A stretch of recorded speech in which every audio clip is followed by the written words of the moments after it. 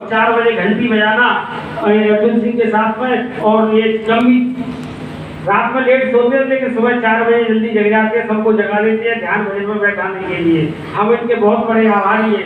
ये न होता तो कार्यक्रम ऐसे ही धक्का प्लेट कीचड़ में गाड़ी खींच खान के कोई धक्का दे रहा है इधर उधर सब पार लगती, लेकिन मालिक ने अपार क्या करके प्रेमियों को राजस्थान के हमारे दादाजी है मास्टर साहब जी और बड़े दादाजी हुक्का वाले बाहर बैठे हुए हैं कि राजस्थान के प्रेमियों का संगत से बड़ा अपार प्यार रहा और बहुत मेहनत कर रहे हैं। और ये कार्यक्रम परम पूज्य स्वामी जी महाराज की मौत पे सफलता की ओर जा रहा है। जय गुरुदेव। 2020 का मार्च। जय गुरुदेव।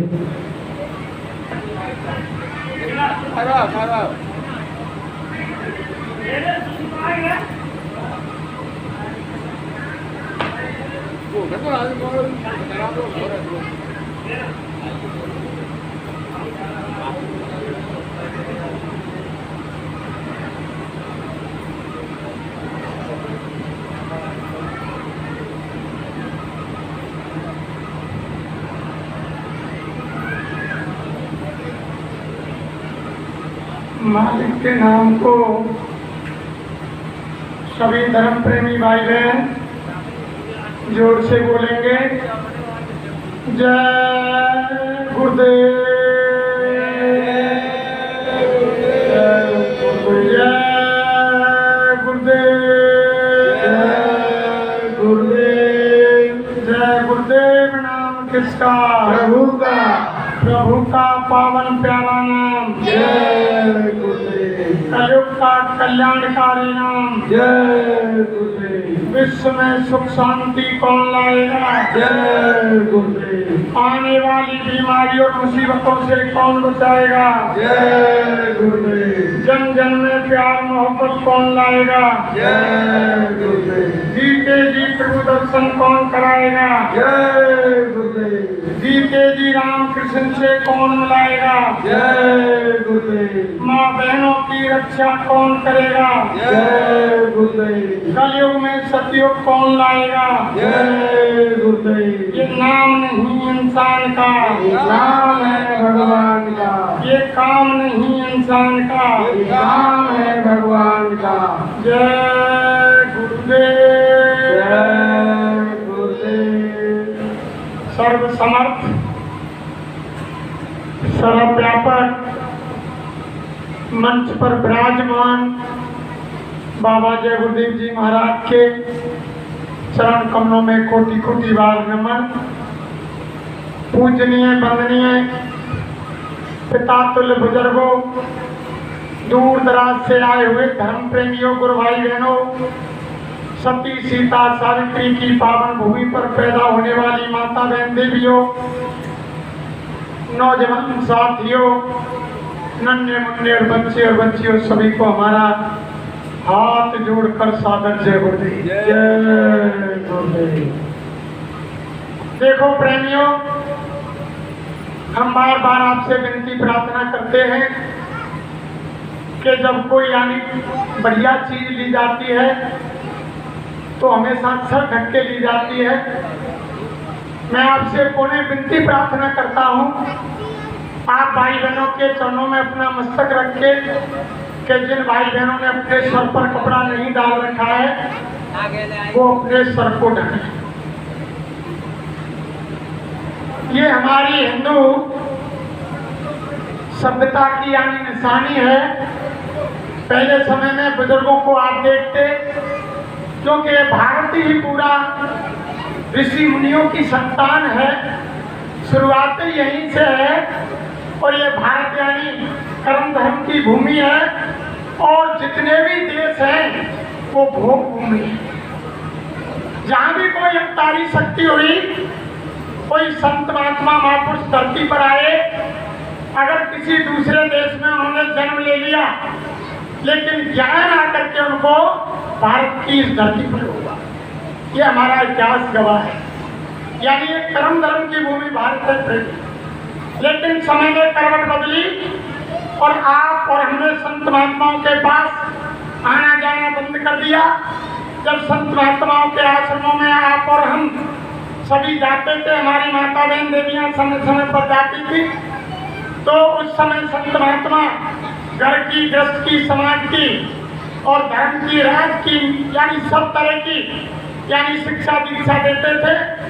आत्म कल्याण की, लोक परलोक बनाने की, मनुष्य शरीर को सार्थक करने की सारी शिक्षाएं संत महात्माओं के आश्रमों में मिलती थी। लेकिन धर्म प्रेमियों, समय ने करवट बदली। आप हमने संत महात्माओं के आश्रमों में जाना बंद कर दिया। आपके और हमारे विचार बदल गए और बुद्धि बदल गई, रास्ते से भटक गए और यानी भक्ष और अभक्ष भोजन करने लगे। सारी यानी हमारी जो इंसानियत थी, मानवता थी, उसको बोले। तो धर्म प्रेमियों, जो विषय चल रहा है, हमारे पेंटर साहब ने सारी विषयों पर चर्चा की। तो ये विषय जब तक हम दीन नहीं बनेंगे प्रेमियों, दीन का धारण नहीं करेंगे, छोटे नहीं बनेंगे, तब तक ज्ञानी काम होने वाला नहीं है। देखो, मंदिर कितने से कितना भी बड़ा हो, मंदिर के गुम्मट पर यानी 1 क्विंटल सोना हो, लेकिन उस ऊंचाई को कोई सिर नहीं झुकाता है। मंदिर में सिर कहाँ झुकाया जाता है? सीढ़ियों पर। यानी वो ऊपर के गुम्मट, ऊंचाई को, सोने को कोई सिर नहीं झुकाता है। जो सिर झुकाता है मंदिर की सीढ़ियों पर मत्था टेकता है। जब तक दीन नहीं बनेंगे हम, तब तक प्रेमियों कोई काम नहीं होगा। तो हमेशा छोटे बनो।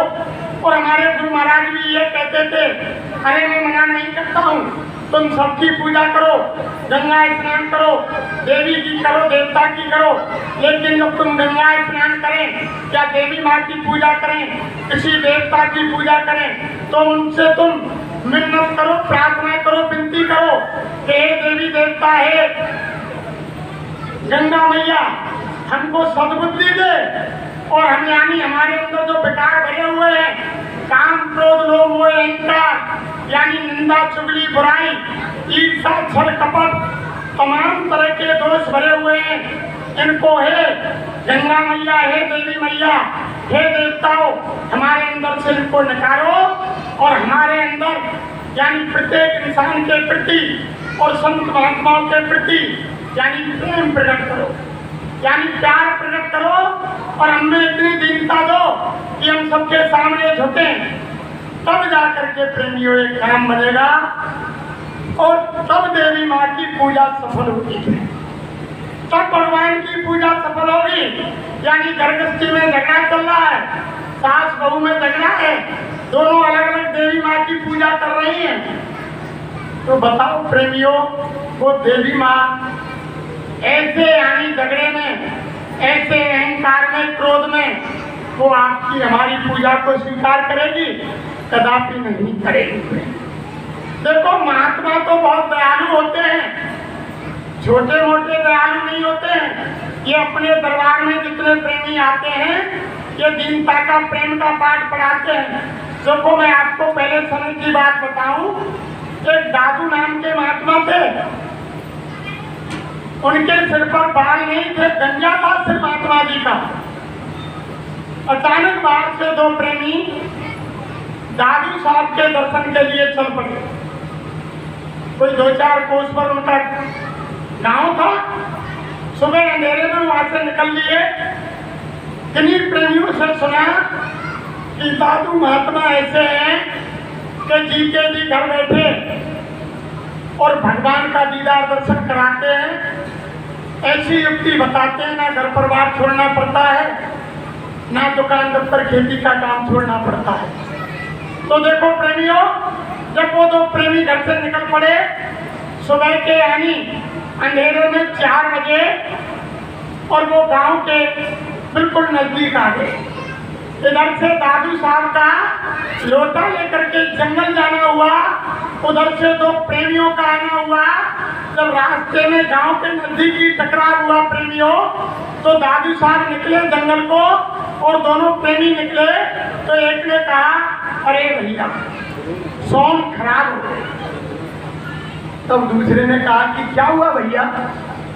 अरे कि हम तो एक संत महात्मा से, बहुत बड़ी हस्ती, दाता दयालु सतगुरु से मिलने जा रहे थे।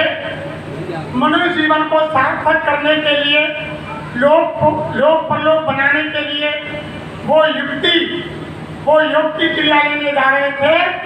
इस इंसान ने हमारा सोन खराब कर दिया, ये गंजा आदमी सामने से आ गया। प्रेमियों दादू साहब रुक गए। उन्होंने दिल में विचार किया, चलो ये क्या कहते हैं। तब दूसरे इंसान ने कहा, अरे भैया तो सोन ठीक कैसे होंगे। तो एक बोला कि अगर गंजे के सिर पर उतार के 5 जूती मार दी जाए तो सोन ठीक हो सकता है। महात्मा जी रुक गए।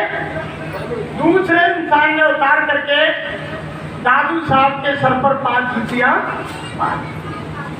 दादू साहब बोले, अरे भैया अब तुम्हारा सोन ठीक हो गया, अब हम जाएं। कि हाँ अब आप जाओ, हमारा सोन सही हो गया। दोनों महान बाप गांव में आ गए। दादू साहब जंगल को निकल गए।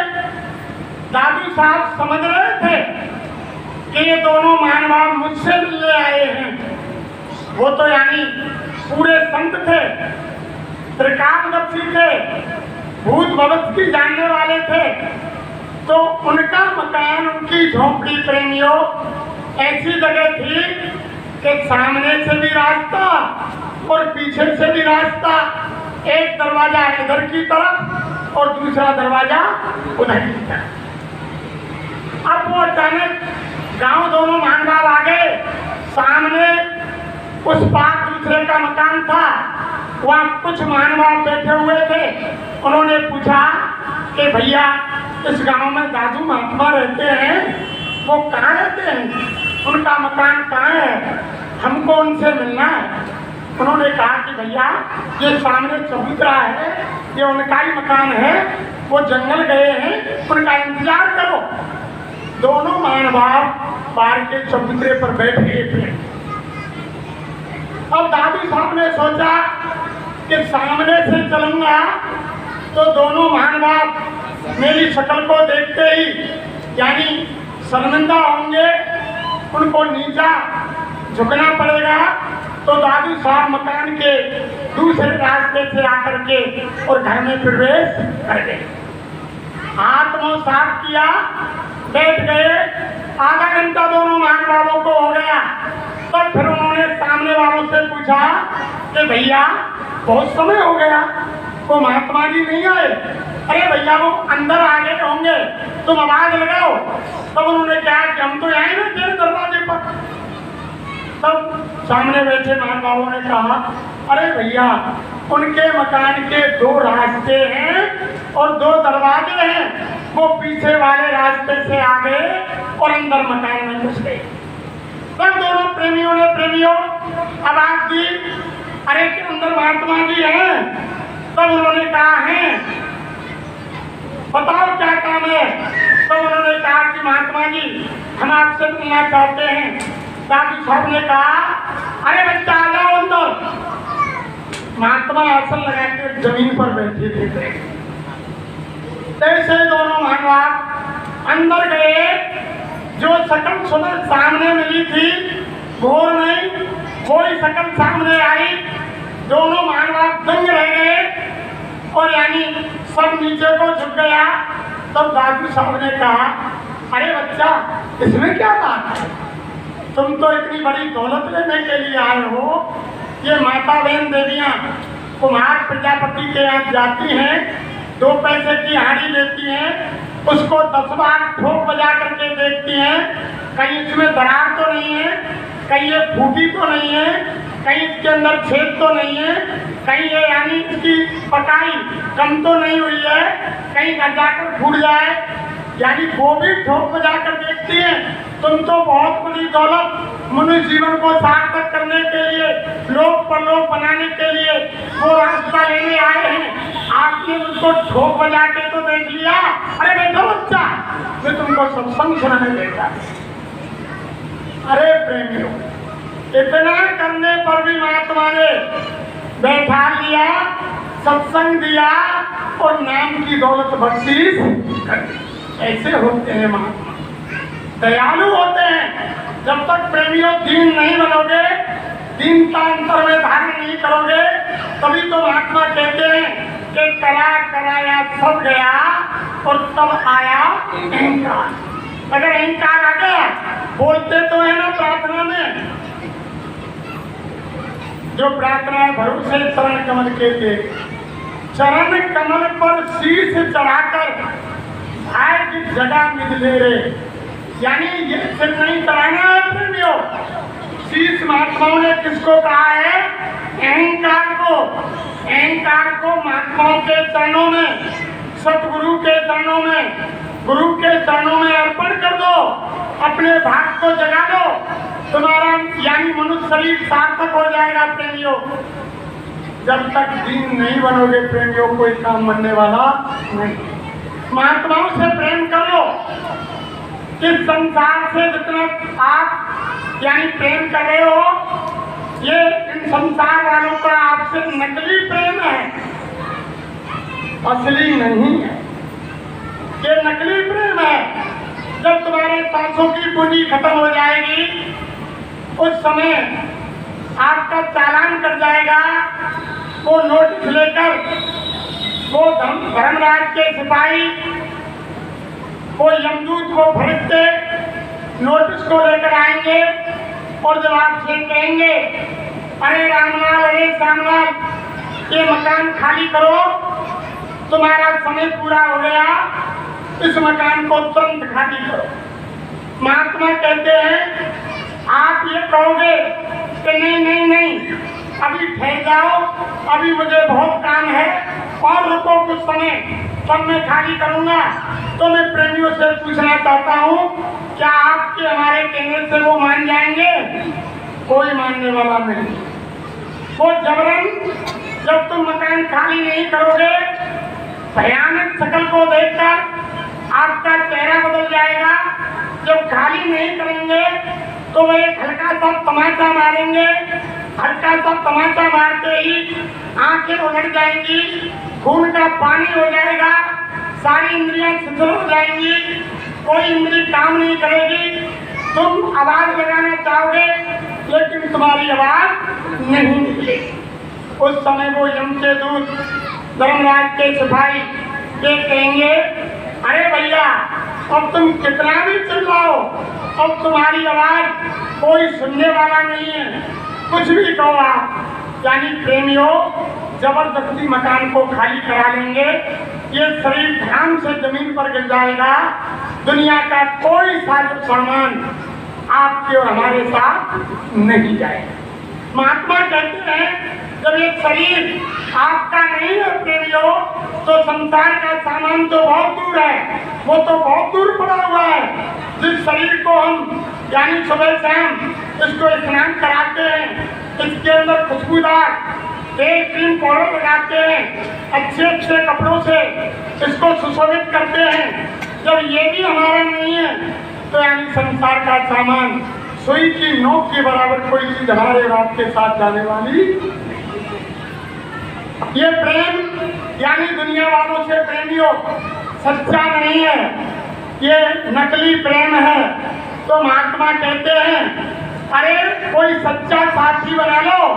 ये संसार वाले तुम्हारे मतलब के साथी हैं, जब मतलब निकल जाएगा तो तुम्हारे काम आने वाला कोई नहीं है। महात्मा सच्चे साथी होते हैं, अगर तुमने उनको साथी बना लिया तो इस लोक में भी काम आएंगे और उस लोक में भी काम आएंगे।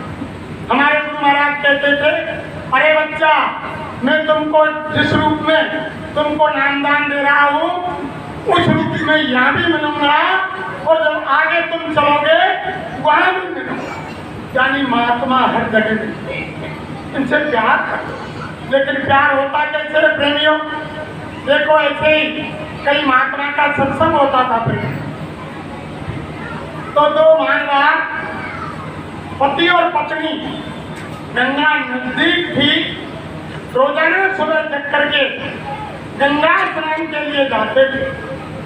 एक दिन अचानक वो महात्मा के आश्रम की तरफ मुड़ गए। जब उन्होंने महात्मा का सत्संग सुना, असली चीज प्रेमियों जब उनको मिली, तो उन्होंने दिल में विचार किया कि आज तो हमसे महात्मा जी का सत्संग छूट गया, लेकिन कल हम घर से जल्दी निकलेंगे और गंगा स्नान करने के बाद जल्दी से महात्मा के पास आएंगे और इनका पूरा सत्संग सुनेंगे।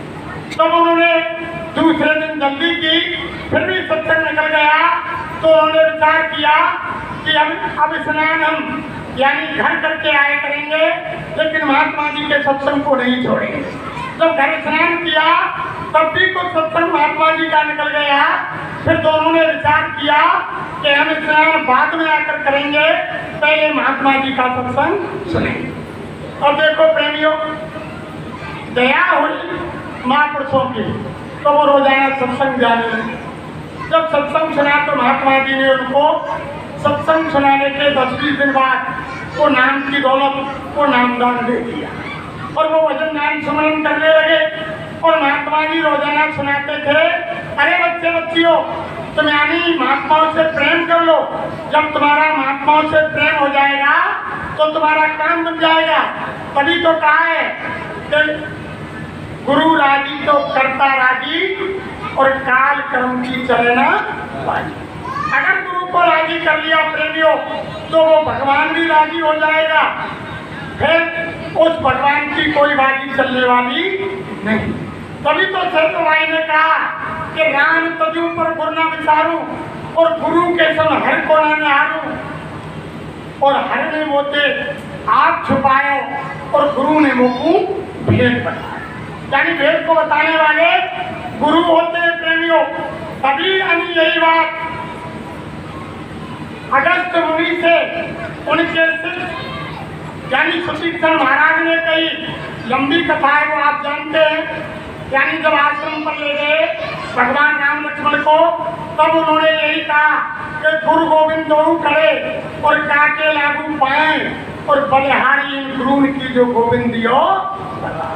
ऐसा है प्रेमियों, अगर भगवान रूठ जाएगा तो गुरु वो हस्ती है भगवान को मना सकती है, और अगर गुरु रूठ गए तो भगवान की ताकत नहीं कि वो गुरु के सामने पहुंच जाए। इसीलिए तो कहा है कि 3 लोग 9 खंड में और गुरु से बड़ा न कोई, करता करे न कर सके और गुरु करे तो। यानी जो गुरु करते हैं प्रेमियों वो होता है। तब उन्होंने कहा महात्माओं से प्रेम कर लो। जब तुम्हारा महात्माओं से प्रेम हो जाएगा और महात्मा यानी तुमसे राजी हो जाएंगे और खुश हो जाएंगे, तो यानी वो तुम्हारी अंदर की तीसरी आँख खोल देंगे और ऊपर के यानी निर्धाम सत्य लोग आपको पहुंचा देंगे। तब रोजाना सत्संग में यही कहते, एक दिन सत्संग समाप्त होने के बाद दोनों पति पत्नियों ने गुरु महाराज की कुटिया में जाकर पूछा, अरे कि गुरु महाराज तुम रोजाना कहते हैं कि महात्माओं से प्रेम कर लो, ये प्रेम क्या चीज होती है, ये प्रेम कैसे होता है? तब महात्मा ने कहा, बच्चा ये प्रेम बाजार में नहीं मिलता, ये प्रेम किसी बगीचे बारी में नहीं मिलता है, ये प्रेम तो महात्माओं के पास ही मिलता है। लेकिन समय आने पर बच्चा हम तुमको बता देंगे कि प्रेम क्या होता है। महात्मा का रोज सत्संग सुनते हैं। एक दिन गुरु महाराज ने क्या कहा, सत्संग समाप्त होते ही दोनों पति पत्नी को कहा, अरे बच्चा बच्चियों, अब तुम्हारा काम पूरा हो गया, तुमको नाम की दौलत मिल गई, कल से तुम सत्संग में नहीं आओगे, घर में बैठ करके भजन करोगे। अब उनकी छाती में एकदम धक्का लगा कि गुरु महाराज क्या कह रहे हैं, और गुरु के आदेश का पालन करना ही गुरु की सच्ची भक्ति है। दोनों प्रेमी घर गए। उस दूसरे दिन पूरे दिन गुरु महाराज के सत्संग में नहीं आए, लेकिन इतना प्यार महात्मा से और महात्मा के वचनों से, महात्मा की वाणी, महात्मा के सत्संग से हो गया कि एक दिन उनके लिए यानी 1 वर्ष के बराबर निकला। उनको चैन नहीं पड़ा, पूरे दिन निकल रहे कि हमारे अंदर तो यानी गुरु के प्रति और गुरु के वचनों के प्रति इतना भाव जग गया कि हमसे रहा नहीं जा रहा। चलो गुरु महाराज कोई सजा हमको दे, लेकिन एक दिन तो आज निकल गया, लेकिन कल हम जरूर गुरु महाराज के सत्संग में चलेंगे और सबसे पीछे जाकर बैठ जाएंगे। गुरु को मालूम ही नहीं पड़ेगी कि वो बच्चे बच्ची आए हैं। प्रेमियों ऐसा ही किया, पीछे जाकर सत्संग में बैठ गए। महात्मा जी ने देख लिया कि दोनों पति पत्नी आ गए, नहीं ना आ गया, बिना महात्मा के दर्शन के, बिना महात्मा के वचनों के नहीं आ गया, दोनों आ गए। सत्संग हुआ, सत्संग समाप्त हो गई, दोनों पति पत्नी पीछे से उठ करके जल्दी जाने लगे। महात्मा जी मंच से उतरे और जाकर के रास्ता घेर दिया। अरे बच्चा, अरे बच्ची, हमने तुमको मना किया और फिर भी तुम यहाँ सत्संग में आ गई। दोनों पैरों में गिर गए और कहा कि गुरु महाराज, कोई भी सजा दो, हमसे नहीं रहा गया। एक दिन हमको एक वर्ष के बाद बीता, हम नहीं रह सके, इसलिए हम आपके सत्संग में आए। तो गुरु ने कहा, अरे बच्चा, यही तो प्रेम है, तो ऐसा प्रेम हो जाएगा कि महात्मा के में तो एक दिन नहीं रुक सकते, एक पल भी नहीं रुक सकते, बिना महात्मा के दर्शन और बिना महात्मा के वचन सुने तो तुम्हारा काम हो गया। अरे बच्चा, इसी को तो प्रेम कहते हैं। अरे धर्मपति, जब ऐसी विचारता, ऐसी रह, ऐसी धर्म हमारे अंदर, आपके अंदर में घट जाएगी तो समझो कि हमारा काम। ये महात्माओं का विषय प्रेम योग। और हम आज देवी देवता भगवान की पूजा करते हैं। हमारे अंदर में छल कपट ईर्षा निंदा बुराई तमाम तरह के विकार भरे हुए हैं। हमारे गुरु महाराज कहते हैं, हम जो पुस्तक गुरु महाराज की आश्रम से निकलती, उन्हें पहले पेज पर गुरु महाराज लिखवाते थे कि कम खाओ और किसी की निंदा न करो, न किसी की निंदा सुनो। पहले कहते थे कि कम खाओ, जब तुम कम भोजन करेंगे तो शरीर आपका तंदुरुस्त और फुर्तीला रहेगा, भजन साधन करोगे, आलस नहीं आएगा। और कम खाओ, अगर आपसे कोई कुछ कह जाए उसको यानी बर्दाश्त करो, उसका जवाब मत दो, वो स्वयं थोड़ी देर बाद खुद ही पश्चाताप करेगा। महात्मा यही तो सिखाते हैं। महात्मा किसी को ये नहीं सिखाते कि तुम आपस में यानी झगड़ा करो, लड़ाई करो। वो तो यही सिखाते हैं कि प्यार मोहब्बत से रहो, घर गृहस्थी में जहाँ भी आप काम करते हो, दुकान दफ्तर, खेती का ईमानदारी मेहनत से करो। शाम को घर में आओ, बाल बच्चों की सेवा करो, आए गए का आदर सत्कार करो, प्यार मोहब्बत से रहो। जब शाम को तुम्हारे पास संसार का कोई काम नहीं हो, सच्ची आत्मा से सच्चे भगवान का खाट में बैठ के, लेट के, कुर्सी पर, जमीन पर, जैसे आपको सुविधा हो, 1 घंटा, 8 घंटा, 10 मिनट, 20 मिनट भगवान का चिंतन, भजन, भगवान का ध्यान कर लो। उसी में तुम्हारा ये मनुष्य शरीर पाना सार्थक हो जाएगा।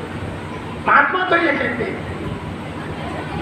महात्मा फिर आगे कहा, किसी की निंदा मत करो, किसी की निंदा मत सुनो। अगर तुम किसी की निंदा सुनोगे और किसी की निंदा करोगे, उसके पाप के बोझे से तुम दब जाओगे। गुरु महाराज ने कहानी सुनाई, अरे निंदा करने से तुम लीद खा रहे हो, लीद। स्वयं महाराज ने कहानी सुनाई कि एक राजा दान देते थे रोजाना प्रेमियों। अब एक महात्मा ने सुना कि राजा दान देता है, तो महात्मा जी और राजा का नियम था कि सुबह 10 बजे से और 12 बजे तक 2 घंटे दान देते थे। अब महात्मा को नियम मालूम था नहीं। 12 बजने के बाद महात्मा जी राजा साहब के दरबार में आ गए। उस समय राजा साहब दरबार बंद करके घुड़साल में आ गए। दरबार में महात्मा जी पहुंचे। महात्मा ने कहा कि भैया हमको राजा से मिलना है। सिपाहियों ने कहा कि महात्मा जी क्यों मिलना है आपको राजा से, कि हमको दान लेना है। तब महात्मा से सिपाहियों ने कहा कि महाराज, दान का समय 10 बजे से 12 बजे तक है। दान का समय निकल गया, आप 10 बजे से और 12 बजे के बीच में कल आना, तब राजा साहब यहाँ आकर बैठेंगे, तब दान देंगे। कि नहीं नहीं, हम दान लेने के लिए आ गए, हम खाली हाथ वापस जाने वाले। तुम तो ये बताओ कि इस समय राजा कहाँ है? सिपाहियों ने कहा कि इस समय महाराज घुड़सार में गए हुए हैं। महात्मा जी प्रेमियों घुड़सार में पहुंच गए, वहाँ घोड़ों को देख रहे थे। तो उस समय जाकर के महात्मा दिखाई दिए, तो राजा ने दंडवत प्रणाम किया। राजा ने कहा कि महात्मा जी कैसे आना हुआ? महात्मा ने कहा कि राजन, हम दान लेने के लिए आए हैं, हमने सुना है कि महात्मा जी दान देते हैं। राजा ने कहा, हाँ महात्मा जी, हम दान अवश्य देते हैं, लेकिन समय से देते हैं। हमारा समय 10 से 12 बजे है, अब कल आप आना, आज दान का समय हो गया, दान आपको नहीं मिलेगा। महात्मा ने कहा कि राजन, हम ऐसे महात्मा नहीं हैं, हम रोज रोज आश्रम छोड़कर नहीं आते हैं। आपको जो कुछ देना हो जो दीजिए, हम दान आज लेकर के जाएंगे। घुड़सार में हट पकड़ गए महात्मा। राजा ने मना किया, फिर भी महात्मा हटी हो गए। राजा ने गुस्से में आकर के प्रेमियों, यानी लीद भरी सपने में, क्योंकि घुड़सार में लीद थी, लीद को उठाया, तो लीद उठा करके महात्मा के कमंडल में डाला। प्रेमियों, महात्मा के कमंडल में राजा ने लीद डाल दी। और ये तो है ही प्रेमियों, जो चीज दान में दी जाती है, जो चीज वाणी से निकलती है, वो मालिक के दरबार से हर प्रेमी को 10 गुनी मिलती है। प्रेमी, अगर तुम अच्छा काम करेंगे तो वो 10 गुना मिलेगा, बुराई करेंगे तो वो 10 गुनी मिलेगी। हर चीज 10 गुनी मिलती है। निंदा करेंगे 10 गुनी भुगतनी पड़ेगी। किसी की कत्ल करेंगे, एक का सिर उड़ाएंगे, 10 बार सिर आपको कटवाना पड़ेगा, 10 गुना मिलता है प्रेमियों। तो राजा ने जैसे लीड का दान दिया, महात्मा जी सहज हुआ, लीड को कमंडल में ले जा करके जहाँ महात्मा की कुटिया थी, कुटिया के पीछे लीड को कमंडल से नीचे डाल। अब देखो प्रेमियों क्या होता है, अब लीड धीरे धीरे धीरे धीरे बढ़ करके एक बड़ा पहाड़ बन गई। लीड बढ़ करके बहुत बड़ा पहाड़ बन गई। एक दिन अचानक क्या हुआ, महात्मा जी जंगल में चले गए घूमने के लिए घोड़ा लेकर के। अचानक राजा को प्यास लगी, घूमते उसी महात्मा के आश्रम पर आए। महात्मा से दंडवत प्रणाम किया। महात्मा ने पूछा, अरे राजन कैसे आना हुआ? अरे के महात्मा जी, हमको प्यास लगी हुई, हम पानी पीना था। अरे बच्चा, कुटिया की उधर साइड में जाओ, वहाँ छोटी सी कुइया है, वहाँ डोरी और बाल्टी रखी हुई है, कुइये से पानी निकाल लो, पी लो।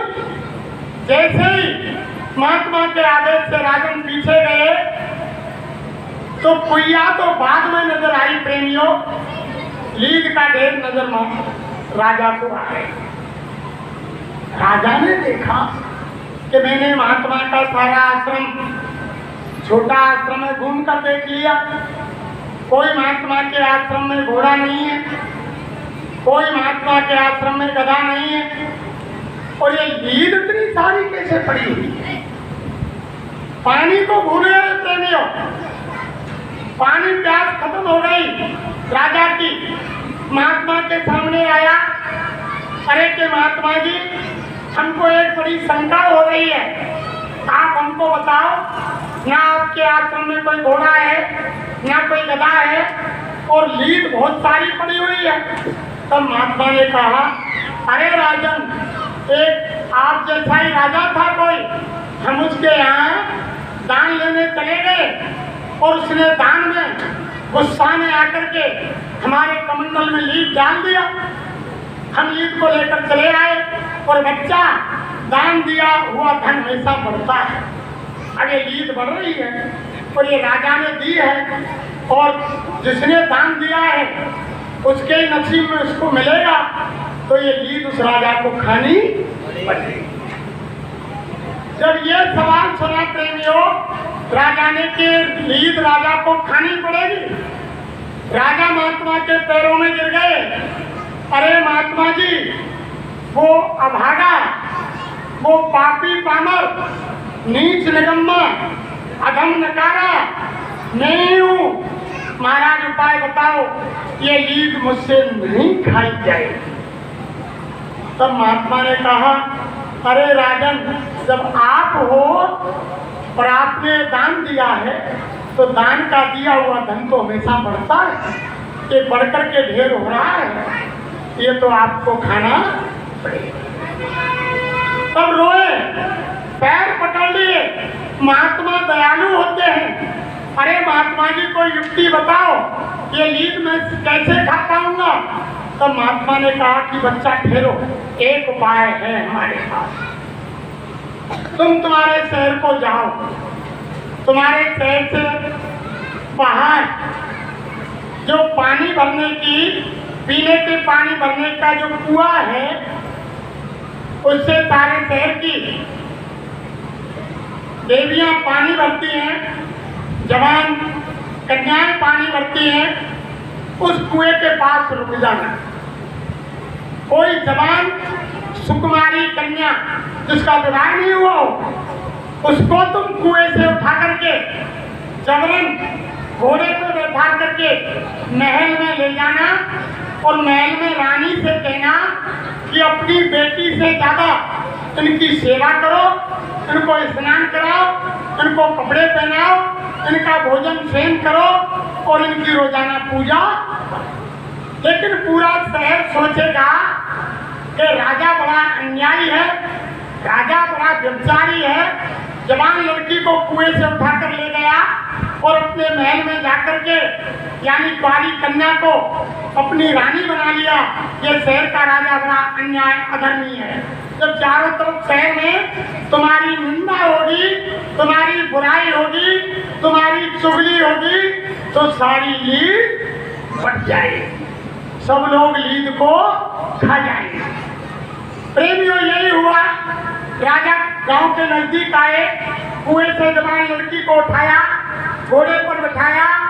बहुत माता बहन देवियों ने राजा का विरोध किया, लेकिन राजा तो राजा ही है। जबरदस्ती घोड़े पर बैठा करके महल में ले गए और रानी से कहा, और रानी साहबा देखो, ये हमारी यानी पुत्री से भी बढ़कर है, तुम इनकी सेवा करना, स्नान भी हाथ से कराना, कपड़े भी तुम धोना इनके, इनको भोजन तुम खिलाना, इनकी पूजा करना, इनकी आरती उतारना।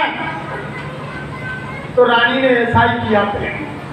पूरे शहर में चर्चा हो गई कि शहर का राजा तो बड़ा अन्यायी है, कैसे दान देता है, धर्मात्मा बनता है, लेकिन जवान लड़की पर नीयत खराब हो गई, दृष्टि खराब हो गई और जवान लड़की को महल में ले गया और रानी बना लिया। चारों तरफ चर्चा हुई तो वो लीद को सब शहर खा गया। लेकिन उस शहर के अंदर एक किसी महात्मा का यानी पूरा भक्त था, जो जाति का प्रजापति था, यानी कुमार था, वो यानी सदगुरु का बंदा था, गुरु की भक्ति करता था, वो त्रिकालदर्शी था, वो किसी की निंदा नहीं करता। उस सदगुरु के भगत ने प्रेमियों निंदा नहीं की, सारे सैन्य ने निंदा की।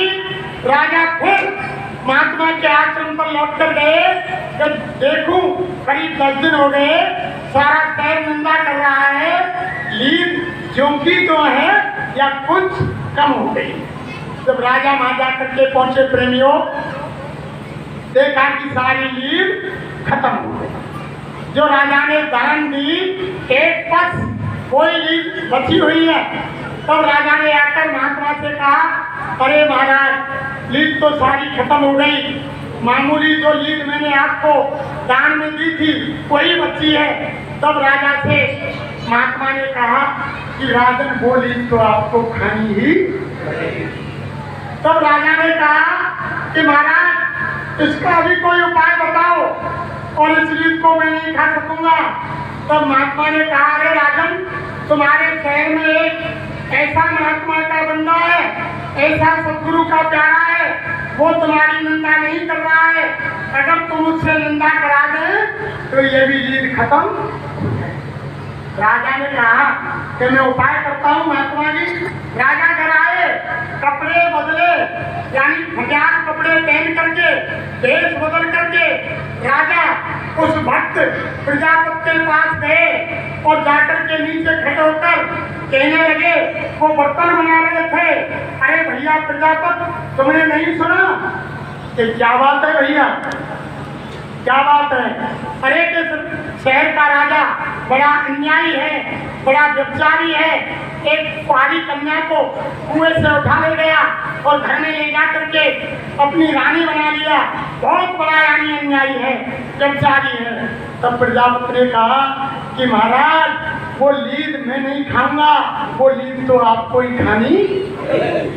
तो प्रजापति ने समझ लिया कि ये राजा है, ये मुझसे निंदा बुराई करवाना चाहता है, वो समझ गया। और राजा ने समझ लिया, अरे कि ये तो इस फटाल भेष में भी मुझको जान गया कि ये शहर का राजा है।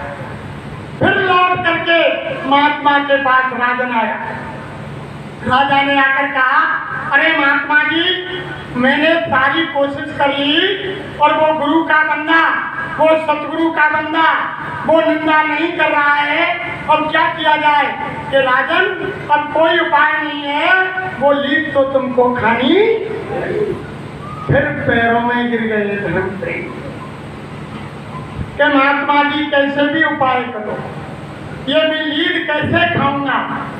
मैं नहीं खा सकता, जो आप युक्ति बताएंगे मैं उस युक्ति को करूंगा। अब युक्ति क्या रही प्रेमी? सारे शहर ने निंदा कर दी, वो भगत नहीं कर रहा है, अब क्या किया जाए? अब वो लीद बाकी रह गई। लेकिन महात्मा दयालु होते हैं, कोई ना कोई रास्ता निकालते हैं। जब विनती मिन्नत प्रार्थना की, चरणों में रोए, ग्रह की अग्नि प्रकट हुई, तो महात्मा ने कहा, ठहरो ठहरो राजन, उपाय एक हमको सूझ रहा है। तुम कुछ लकड़ी उठाकर लाओ और आंच जलाओ, अग्नि प्रकट करो और लीद को लाकर के अग्नि पर डाल। वो तो बहुत लीद है, लेकिन जब अग्नि में जलाई जाएगी तो वो थोड़ी सी भस्म जल गई। जब वो अग्नि राजा ने जलाई, लीद को डाल दिया, तो वो एक मुट्ठी राख। तब महात्मा ने कहा, अंदर से कागज लाए और उसकी पुड़िया बना दी। और महात्मा ने कहा कि राजन लो, एक पुड़िया रोजाना, यानी मुंह में डाल के ऊपर से एक गिलास पानी पी जाना, ये लीद तो आपको खानी। लेकिन अरे लीद नहीं रही, अब ये भस्मी बन गई, इसलिए खाने में तुमको कोई दिक्कत नहीं है। तो धर्म प्रेमियों, ऐसे दयालु होते हैं महात्मा। देखो क्या कर दिया। तो गुरु महाराज कह रहे हैं कि किसी की निंदा बुराई चुगली करके लीद को मत खाओ प्रेमियों।